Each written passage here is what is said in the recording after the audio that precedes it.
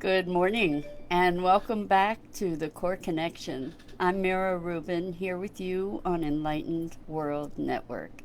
And today's topic is trading being right for being at peace.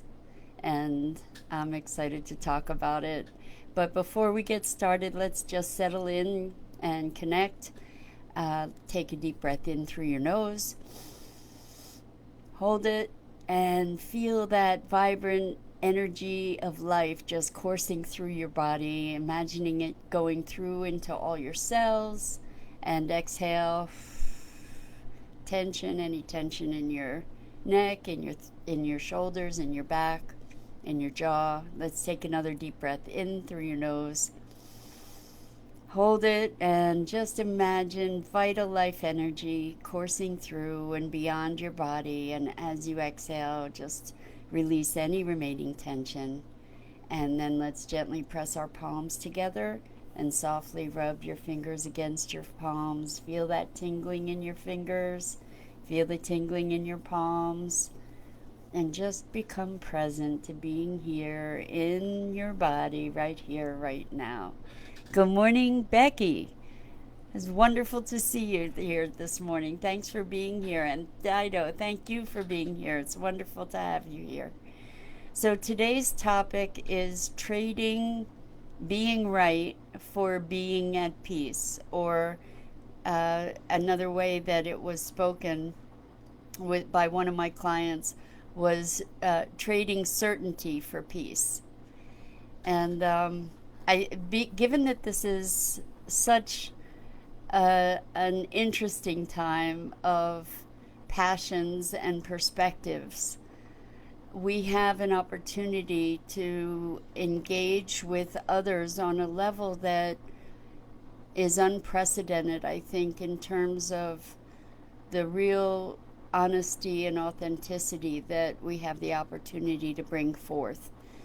And what I mean by honesty and authenticity is really getting an opportunity to have conversations about the terribly difficult things that have remained buried for so long, unspoken prejudices, the shame of that, of having those prejudices, or the righteousness in some cases of having those prejudices. And what I'm noticing is that there are, I guess it's pretty typical, there are factions developing.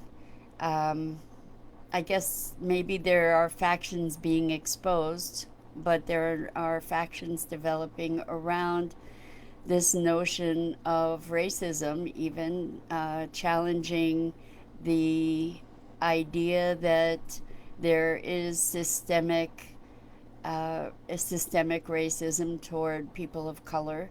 And I, rather than allowing this to be something that devolves into camps of people on one side or the other, I invite everybody to engage in a way that we can create unity and understanding. That what we really want is to go to a new paradigm rather than perpetuating or more deeply entrenching the old, which is a paradigm of separation and in many cases denial. I personally don't believe that it's possible for anyone of any color, and I've said this already previously, in this country, United States of America, to not be racist. And what I mean by that is to not have opinions of others based on or founded in race, even if it is really, really subtle. And I saw an interesting excerpt from a talk show yesterday, which was talking about the people that actually it wasn't from a talk show, as I recall now. Sorry about that. That it's not the people who are overtly racist that are the concern, and I don't agree with that, but that's what this person was saying.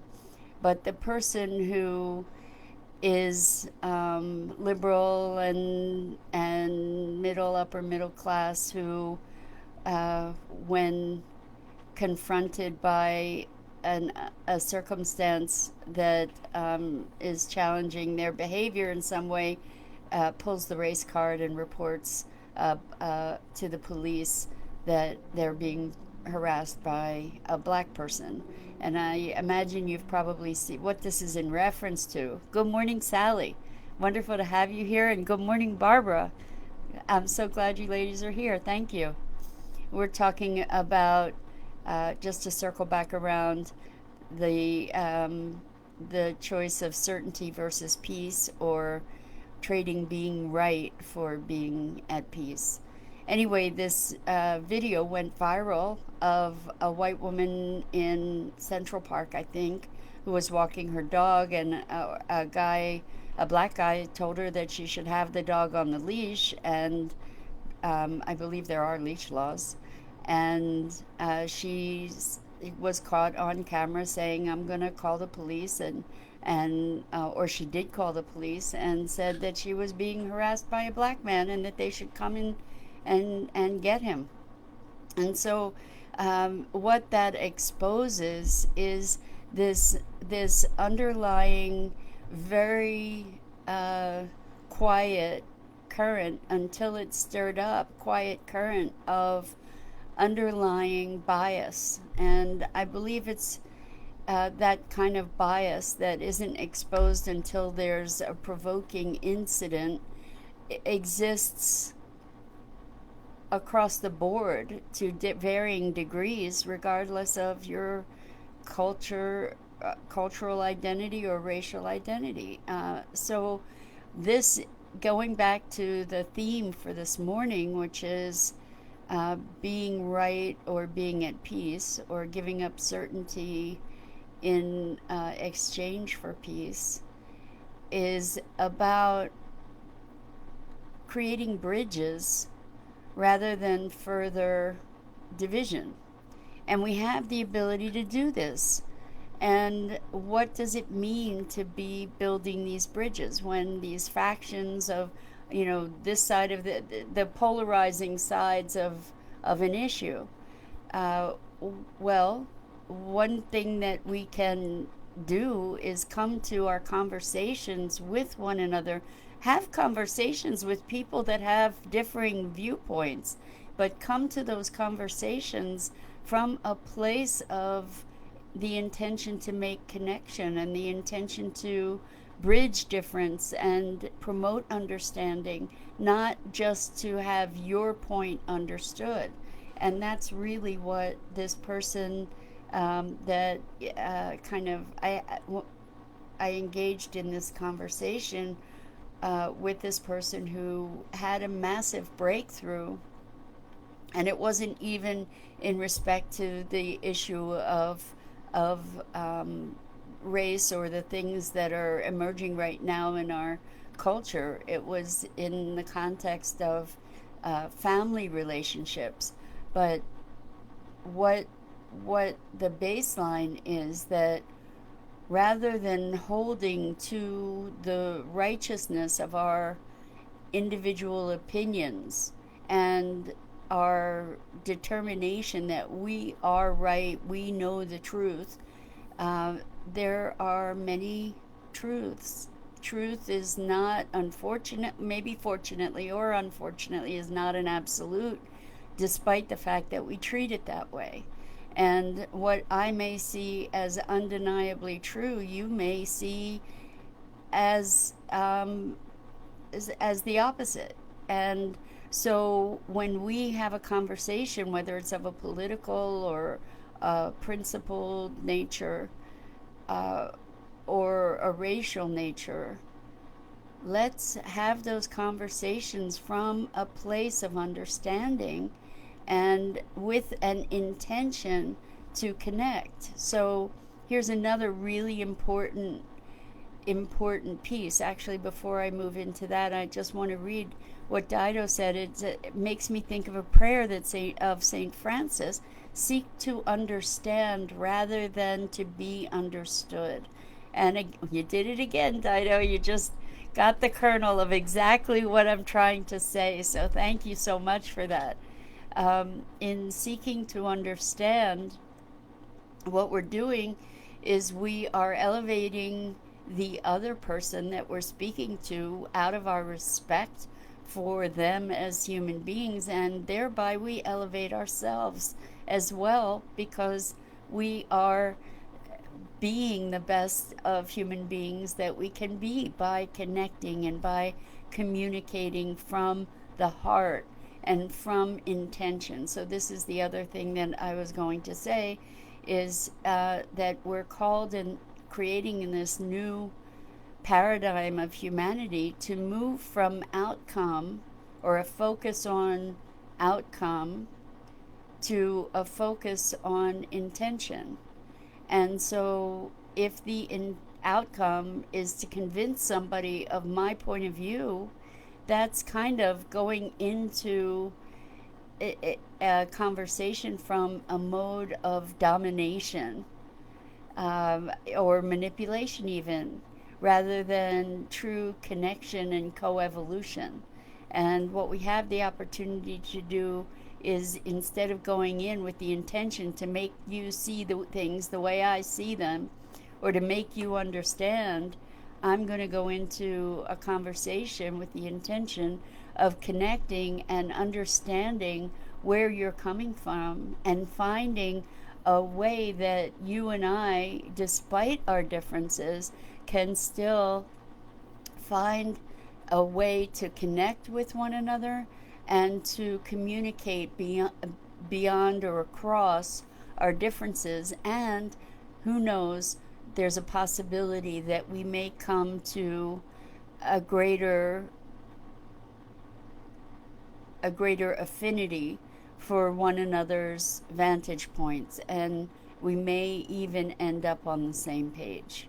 And each of us then have the opportunity to move from our own certainty about our point of view and our own righteous in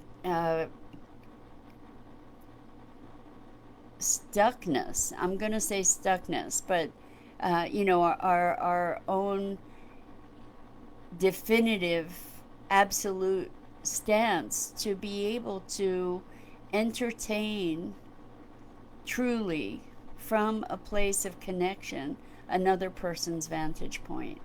And that's how we expand and grow, is if we actually take the opportunity to engage defenselessly, meaning without being defensive, with another human being as a human being. And that takes both sides. But even if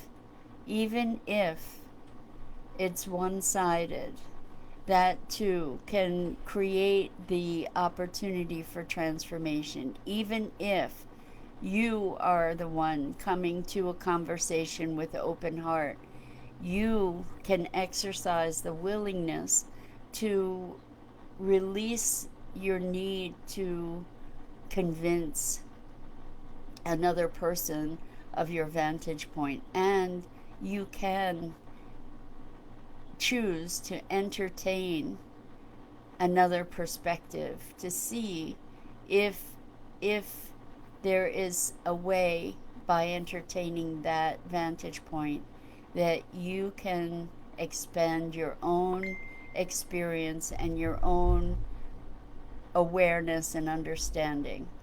And I'm not this applies in any context, not just a context of politics or race or religion or family difference. It's everywhere, where we are called as one human family to find bridges, to find ways to connect with each other, and thereby elevate all of humanity together. As we elevate ourselves, as we release our reactivity, and allow for a place of peace. Allow it to be that another person has as much a right to hold their perspective as you do yours, despite you believing with all your heart that you are right. Then we have the beginning of a foundation of respect to move forward from. And I know that when people hold opinions that you consider heinous, it is a hard challenge to find a way to connect with that other human's humanity. But that is what we are called to do, is to recognize one another as human beings and as part of this much bigger dynamic. And we're all here as a spark of life together, and we get to choose consciously the beliefs and the ideas and the behaviors that we're going to promote within ourselves. And we get to lead by example. So I think that's it, unless anybody has any comments. I invite everyone to choose peace over being right, or peace over the conviction that my way is the only way, and to engage humanely and from the heart with others in the world, and also from the heart with regard to events in the world that we're all witnessing and being part of. So I'm Mira Rubin. This is the Core Connection, and we're here on Enlightened World Network. I'm here every day, weekday mornings, 9 a.m. Eastern, and I invite you to check out the other wonderful programming on Enlightened World Network. And let's promote peace together.